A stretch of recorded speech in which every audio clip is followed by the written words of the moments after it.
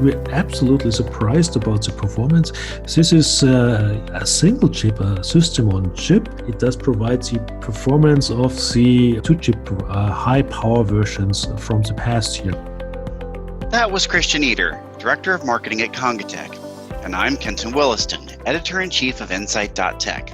Today, we are taking a close look at the latest Intel Atom and Intel Core processors, formerly known as Elkhart Lake and Tiger Lake. There is a ton to talk about with these new chips, so let's get right into it. So Christian, welcome to the show. Can you tell me a little bit about who you are and what you do? Yeah, my name is Christian Eder. As you mentioned, thank you for getting the chance here to talk to you here on a podcast, my first experience. So I'm the Director of Marketing here for Congatec, a company which is dedicated for embedded computer technologies, mainly on computer modules. I'm also quite active here in different industry standards here to standardize new form factors, as I was on ComExpress and now I'm on ComHPC and also on SMARC. So I'm quite active in this embedded scenario.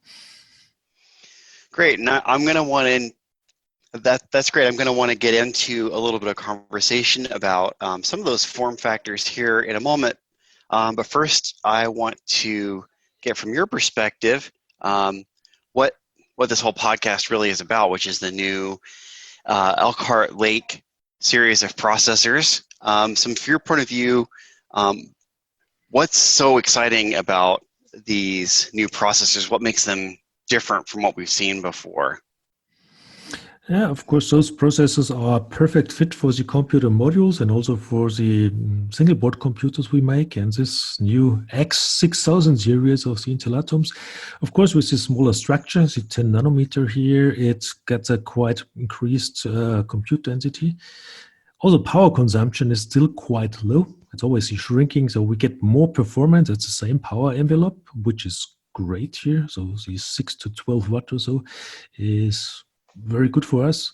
We have 4 CPU cores, which is good for running things in parallel here, multi-threading things, and especially the graphics here with up to 30 to 32 GPU cores. This is going to be a significant help also towards the AI stuff here, because GPUs can be used not just for graphics here. And of course, a lot of IOs went quite fast here. So it's the first time we have PCI Express in generation 3, also next generation or generation 2 of USB 3.1. And we feature with the UFS 2.0 a faster flash technology on our modules here. I think that's quite a lot. Not to forget, of course, about the faster memory here. I like this feature with this in-band ECC. In the past, we had different modules with ECC RAM or without ECC RAM, and now you can choose it with this in-band ECC if you want to utilize it. Of course, it costs a little memory space here, get more security for, or you don't have to. We don't need different versions here. It's both are possible here. And for industrial use, maybe the biggest step here of all is the real-time capabilities. So it's time coordinated computing. The TCC is implemented here in the CPUs, which is really ideal here for rugged industrial motion control hardware, whatnot. And it's also, we utilize the I225 Ethernet controller, which provides TSN, time synchronized networking. So real time, not just in computing, also real time in communication. And all of this together, of course, is a great platform here when it comes to real time operating systems. And even this can be, let's say, can be used for hardware consolidation. So with the 4 cores, we can install multiple operating systems, even real-time operating systems, and run those in parallel. We use the real-time hypervisor from RTS Systems here to utilize this. So bring multiple platforms together on a small, low-power Atom platform. So all of this becomes possible. It's just quite a long list of things. I think Intel is appropriately positioning this as, one of its first really truly embedded oriented chips versus what we've seen in the past, things that are really good fit for embedded and IoT kind of systems, but have been fundamentally derived from a PC-oriented platform. And I mean, the list of features on this thing, it's like, this is clearly something meant for IoT applications. Would you agree with that? This is really a pretty different approach from Intel in terms of how custom tailored this is for embedded. Yeah, absolutely. So you feel it in each and every little feature, let's say. Is thought with the industrial use in mind? And the whole feature set is really a perfect fit for industrial users. And you're right, I mentioned a lot of features. What goes on top always here when you think about industrial is the extended temperature ranges here. So industrial use is not office use. If it's in the office a little warmer, a little colder, I feel uncomfortable. But if you're out on the street in a factory, why not? So you have really much tougher environment.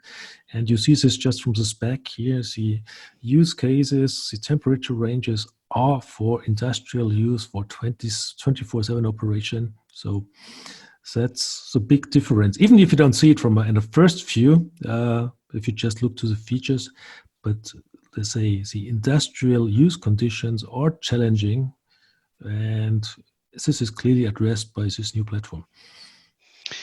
Yeah, absolutely. And I think some of the other features you mentioned that really stand out to me, one of them is all of the capabilities around real time, and in particular around real-time communications. And this is something, I think we're seeing a lot of interest at the moment. Of course, just in general, to have an IoT, industrial IoT type of application, one of the critical elements there, of course, is the communications element.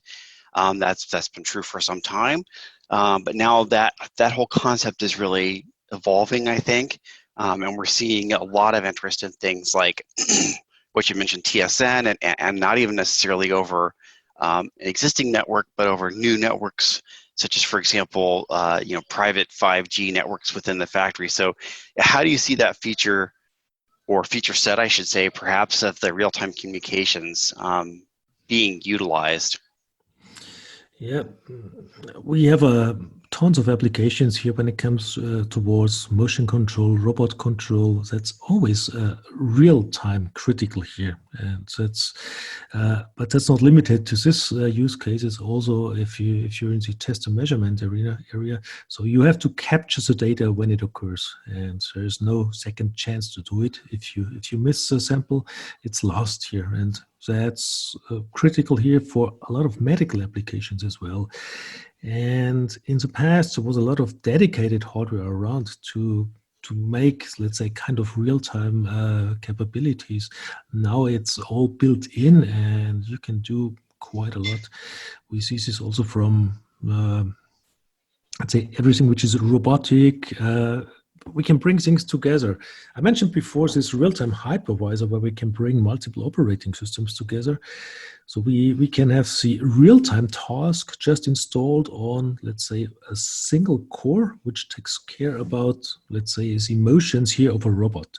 But a robot, of course, nowadays also needs to have some eyes, let's say, to look about it, to look around here, to have cameras attached, to do some AI analytics here with the pictures he's capturing here. And this can be installed in parallel on the other cores. Of course, we still talk about an atom, so don't expect tremendous frame rates, but there are so much smaller applications where the atom performance, which did grow quite a lot, I have to admit, but where this performance level is more than enough. Yeah, can you give me an example of that kind of application?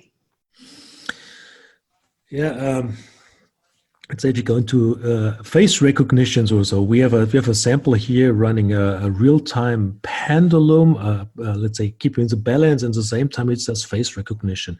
Running it on a, let's say, FPGA accelerated systems, we have about 300 face recognitions per second.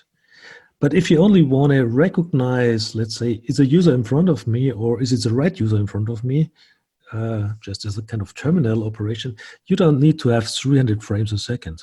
So 3 or 5 frames a second will do the job easily here, and that's a type of applications. So we don't analyze, let's say, a whole stadium of persons here with an atom. So that needs different performance levels.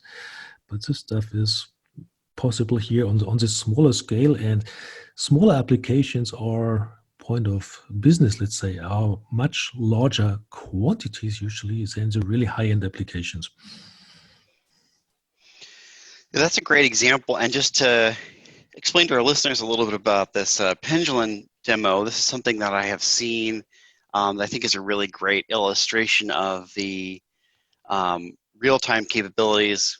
Now, I've seen it in the context of older platforms, but the idea here is you've got an inverted pendulum. In other words, the the axis of rotation is below the weight, which is extended upwards on an arm. And so you've shown me before in person even a demo of this thing where you can bat the pendulum around and the system will restore it to its upright state, and you can do other things in the meantime beyond that balance of the pendulum, really showcasing the ability to do multiple real-time workloads in parallel. And what I'm wondering is, you mentioned about having the 4 cores.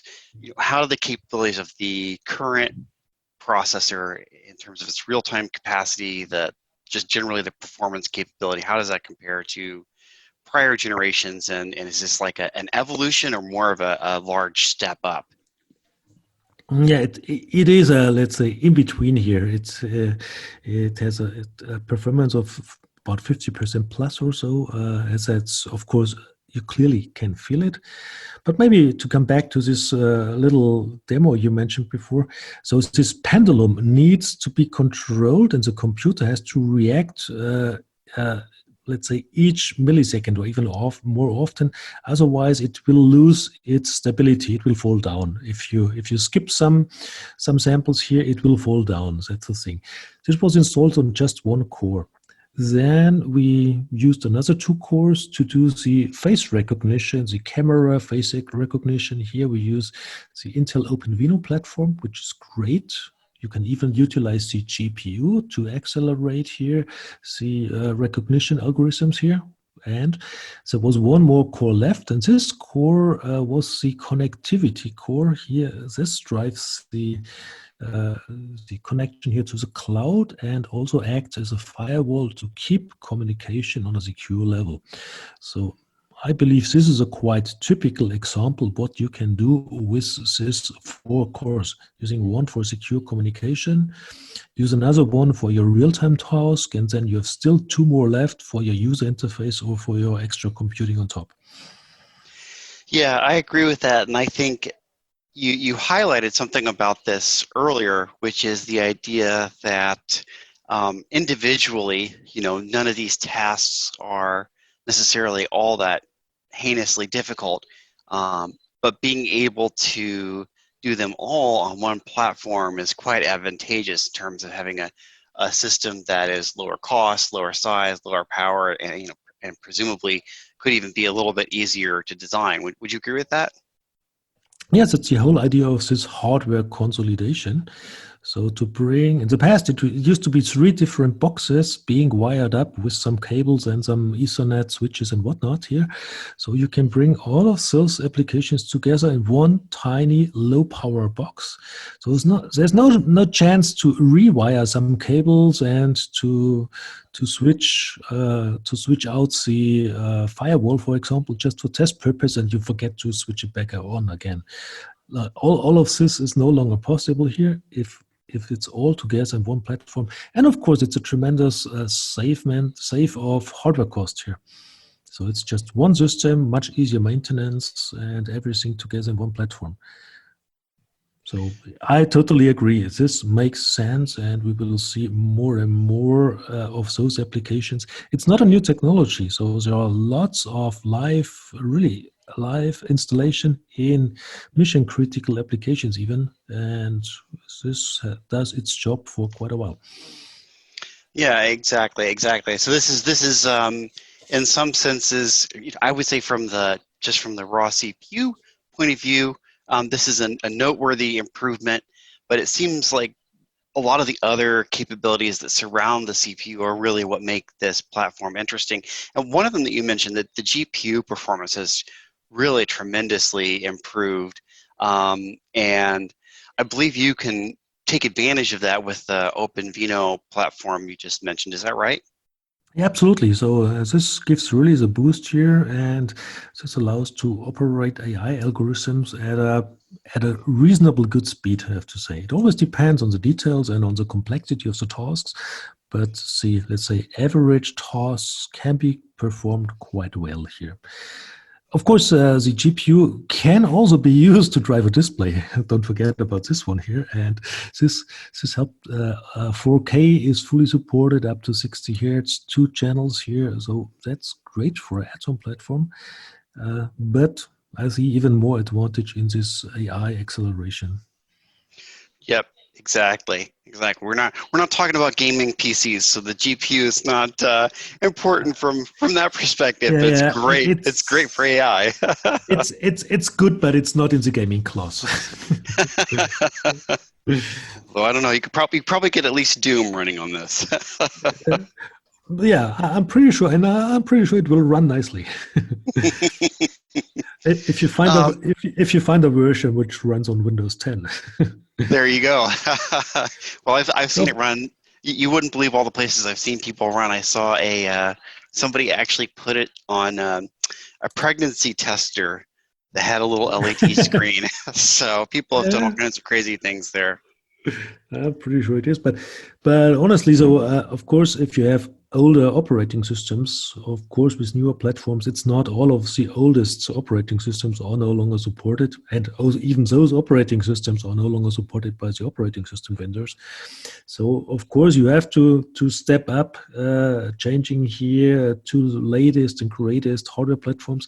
Sometimes you also have to step up with your software levels here, especially with the operating systems, but this is also a security point here.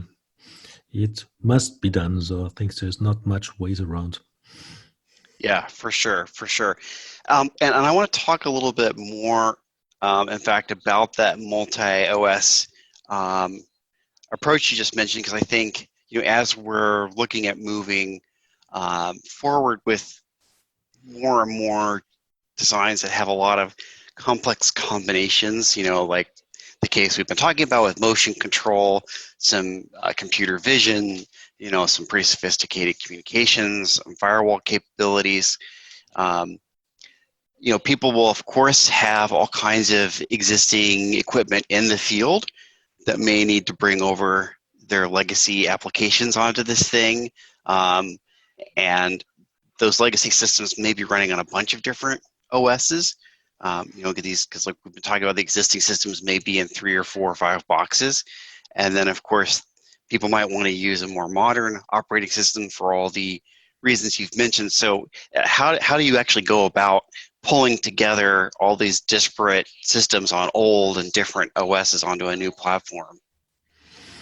Yeah, this hypervisor supports almost any operating system, and if you have the, let's say, the pressure, or you have no chance to change to a new operating system because maybe your source code from your application was lost or whatnot here, then it's still possible to run an older operating system behind the firewall, let's say. If it's a hypervised system, running an old operating system, and you still can maintain this firewall. So it's not directly connected to the outside world. This firewall, which might be a small footprint Linux, for example, can of course be kept up to date. So the security part is independently, or can be installed independently from the operating system itself. Because the hypervisor is organized that way, is that it's not just the CPUs which are dedicated to the different operating systems, it's also the resources.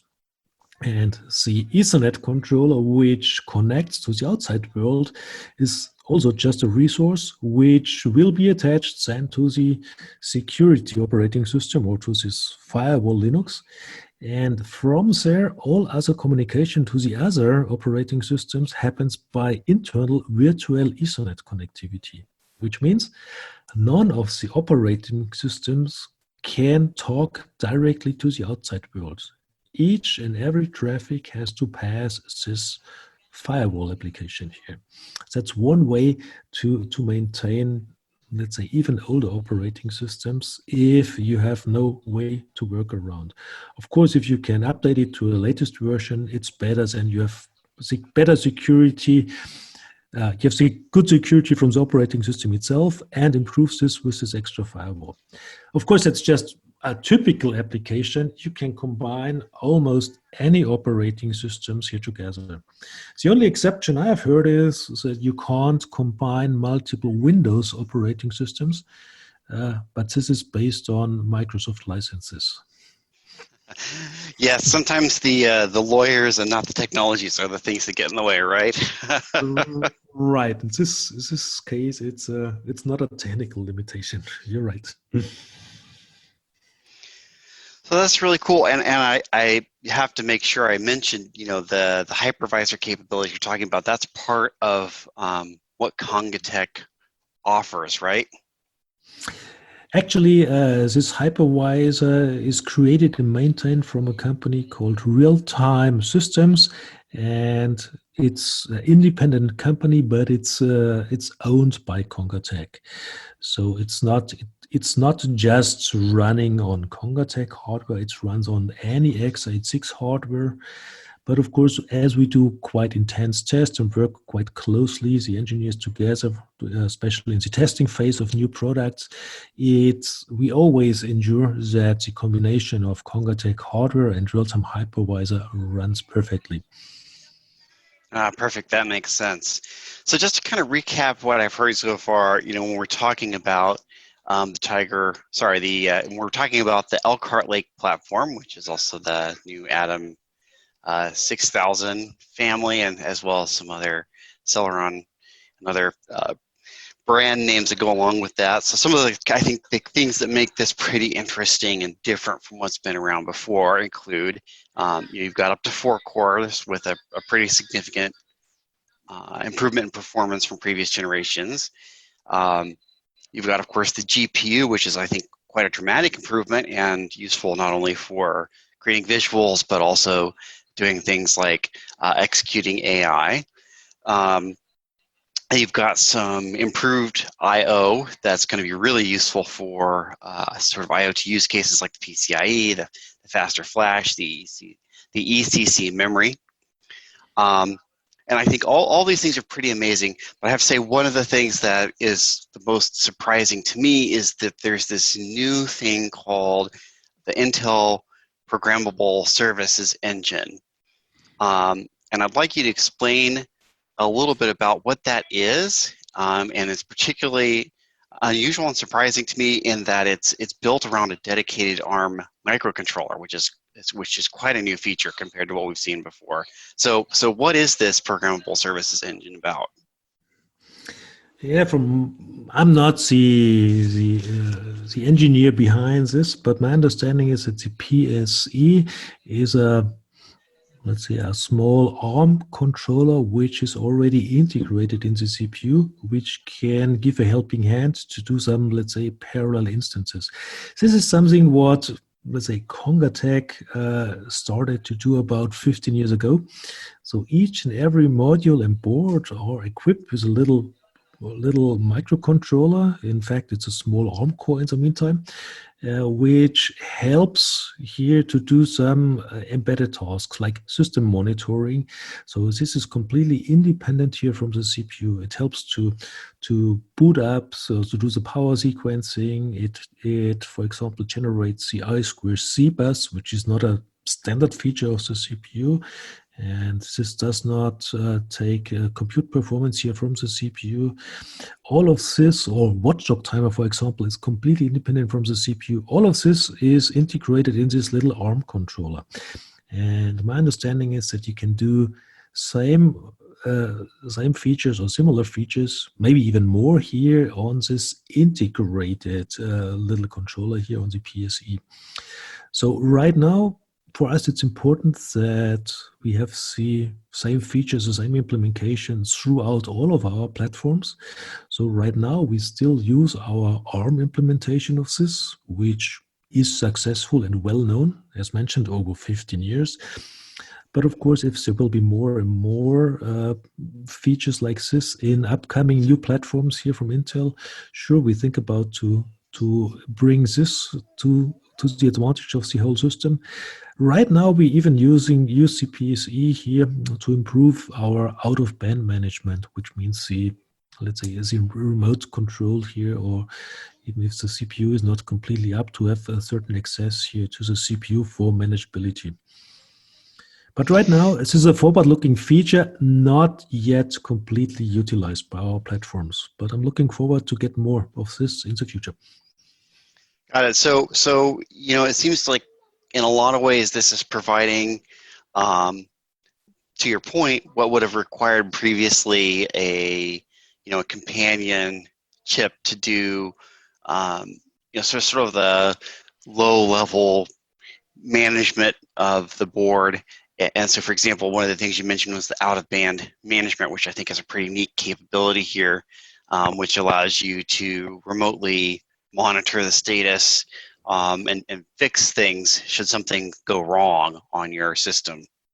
Exactly. And it's another clear sign. So this is a typical embedded feature to have a little embedded controller here. And that's another clear sign for this embedded thinking of this new platform. Yeah, absolutely. Absolutely. So I want to go back and talk a little bit more about some of these real-time topics. We've talked a bit already about the significance of having all of these real-time capabilities on board, for example, having different cores, doing things in parallel in real time, a little companion ARM engine doing other things in real time. But I think just as important, and we've touched on this just a little bit, are the sort of off-system real-time capabilities. In other words, what I'm saying is, you've got the real-time control, but then you've also got the real-time communications elements of it. And I wonder if you could say a little bit more about what your customers are asking for there, what you're providing, what you see as being new in terms of having that time coordinated computing, being able to do things in a distributed fashion across a factory or whatever the context may be. Yeah, the big advantage of the TSN, so the time synchronized network, is that you can utilize your existing, let's say, Ethernet infrastructure, or you can at least use the cables. You have to upgrade some switches and whatnot. Let's say, in a nutshell, this is you have a standard Ethernet cable, and you reserve part of the bandwidth of this cable for real-time traffic. So we've done a demo here at the trade shows where we, let's say, had a traffic generator which can really overload the cable. And in parallel, we reserved about 20% of the bandwidth. Let's say it's 800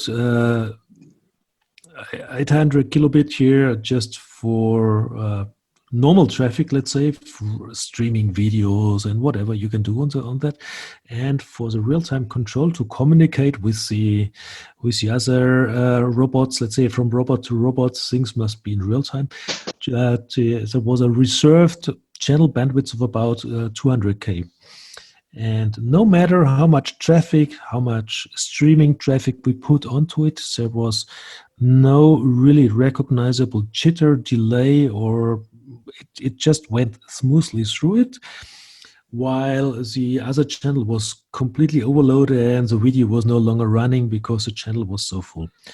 So which means you can use the existing infrastructure and to bring this infrastructure to a new level to share the existing bandwidths between normal and real-time traffic. And I believe that's a big advantage over, let's say, a lot of different existing field bus standards, which are all towards real-time communication, but they all need their own infrastructure. Here, the big advantage of TCN is the existing infrastructure. And we see a big demand that each and every, let's say, automation company is working on or already has implementations here for TSN. So it's still a standard where some details are in definition. It's not yet completely done, but most of it is done and is implemented and can be used nowadays. So the Ethernet controller itself is one part, but of course you need to have the rest of the infrastructure, like the switches. Those need to be TSN capable. And to be honest, so the complicated part of the whole TSN is in fact the configuration which must happen here on site, depending on your individual infrastructure here. Other than that, the use of TSN is quite simple. So the demo we set up here for the trade show was not too complicated. Very cool. Very cool.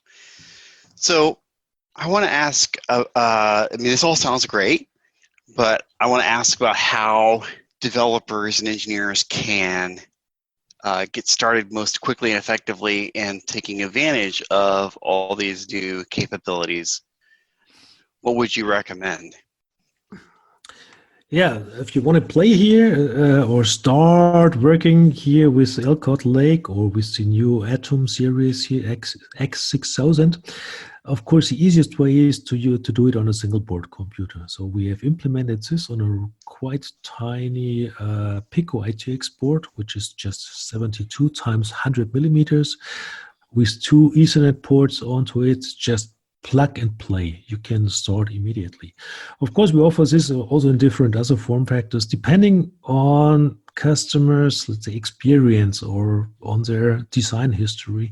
So we have it on ComExpress. So the very tiny ComExpress Mini, also on the ComExpress Compact here. So two flavors, which, let's say, more or less IOs and more or less real estate here for the module. But we also maintain the Q7 standard here. It's available on Q7 and on the SMARC module standard. You see, it's 5 different implementation of the same form factor. I think there's one for each flavor here. So there's a really wide selection in our offering here. So I believe the easiest would be starting with the single board computer with the Pico ITX, or if you want to start into one of the module form factors, depending on your I/O needs, one or the other might be best for you. We offer complete carrier boards, reference carrier boards, or evaluation carrier boards, where the customer can start immediately to test it. And as an extra goodie on top here, for all these carrier boards, we provide also the schematics to the customers. Based on those schematics, the customer can start its own carrier board design very quick and easy and use this as a blueprint and add his own stuff he likes or he needs and remove some stuff which is not required for his application, and it's a quick start into our own development. And that's great. So I think this flexible approach would make the boards and modules you're talking about flexible enough to be suitable to just about any kind of application. But I'm wondering if there are any particular areas that you think would be well suited to these solutions. So I'm thinking, for example, we've talked about some like industrial control, some visual applications like digital signage. So what are some of the target applications where you think these solutions would be particularly well suited? Of course, there are a lot of use cases in the medical environment, but even some things you don't think about it in the gaming industry or even in the audio industry. Now we have a podcast here. This audio recording and audio processing is quite challenging for real time. So we have, in fact, customers which provide professional audio equipment based on computer modules here. And of course, they take advantage of this real-time capabilities. So overall, you see these things all over the place when it comes to, let's say, graphic outputs, something like digital signage in trains, in airports, whatnot. There's the graphic capabilities and the high resolution here of this atom is quite helpful. Also, the low power consumption. This is always helpful here in each and every environment. You name it, the customers usually surprise us. So the beauty of the beauty of the computer module is that it's, let's say, everything compute oriented is there, and the customization to the single applications or business segments does happen on the carrier board, and this is absolutely flexible. So it's something like a customized solution out of the box, or it's something in between. One part is out of the box, the other part is customized. But it's much, much easier before doing everything from scratch to utilize one of the existing computer modules here, or even a single board computer. That's even easier. Then you don't have to do a carrier board. Got it. That totally makes sense. So I want to make sure I touch on one other thing, which is, we've been talking so far about the new Atom processors, but Intel has also announced their latest and greatest in the Core series, the Core 11, also known as Tiger Lake. So can you tell me, just in brief, what is new with Tiger Lake? Yep. For Congatec, as a, let's say, very industrial-oriented company, the biggest thing is the industrial use case here. It's the first time that we have Intel Core processors which are fully specified for -40 up to +85 centigrades.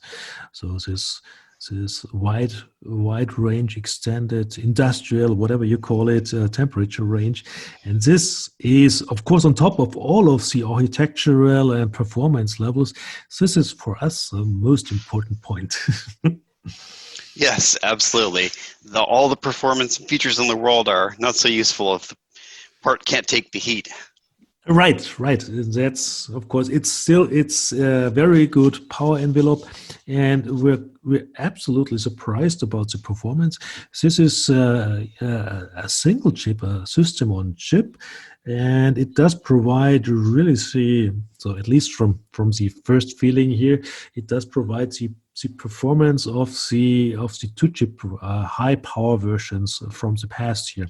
So especially the graphics went up quite a lot here, which is, as we mentioned it before, also here for the Elkhart Lake, which is a very big step to enable more power-hungry AI applications here on this platform.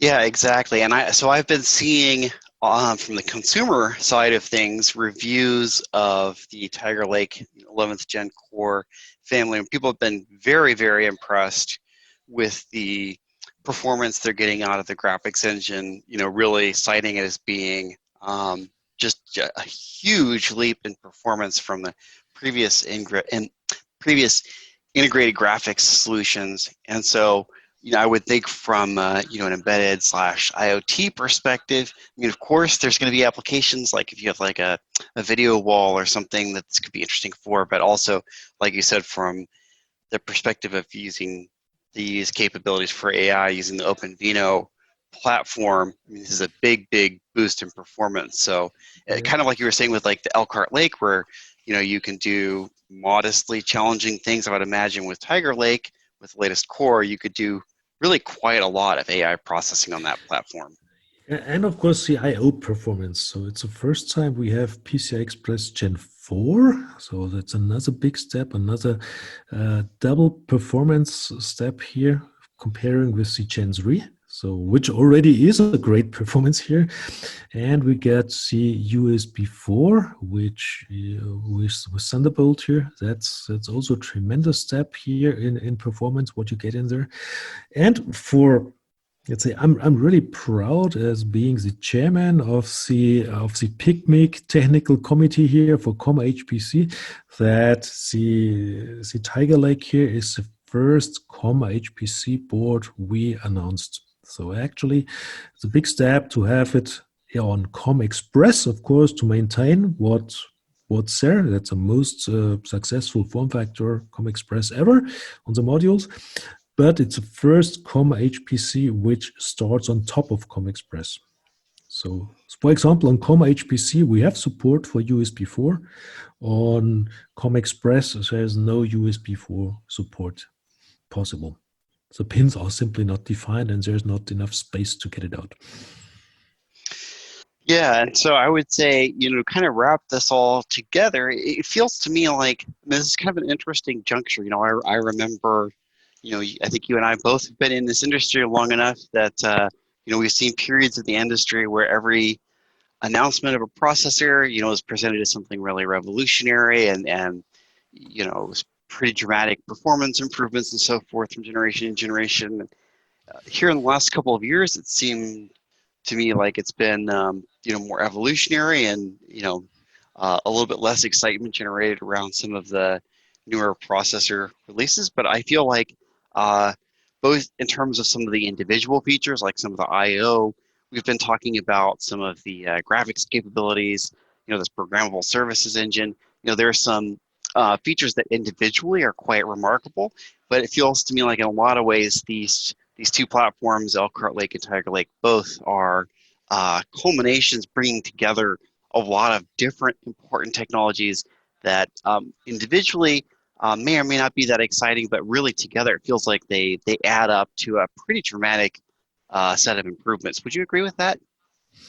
Absolutely. So it's major steps here on the low power side with the new Atom, on the let's say higher power envelope here, higher performance level here with the 11th gen, first time industrial, and having all of this on modules, you can upgrade and bring this to the applications very fast. And this is the whole idea behind Congatec, to bring this technology very simple and easy to the customers, because the most important thing nowadays, I believe, is the time to market. So the faster or the better we can support a customer, the faster his application will be at the market and the more successful it will be for the customer and for Congatec. Absolutely. All right. Well, before we run out of time, I should give you an opportunity. If there's anything I haven't been clever enough to ask you, is there anything that you would like to add? Actually, we talked quite a lot. I think we went through almost everything I had on top of my mind. So I think here with these two launches, so we have a complete refresh here of the whole platforms. And I'm pretty sure each and every customer will find advantages to step up here to this new technology and performance levels. Yeah, absolutely. I totally agree with that. Like I said, I think just across the board, there's so many significant new capabilities and features here that there's going to be something for everyone to really benefit from. So that just leaves me to thank you, Christian, for joining me today on the podcast. Really appreciate your time and perspectives. Thank you, Ken. It was my pleasure. And thanks to our listeners for joining us.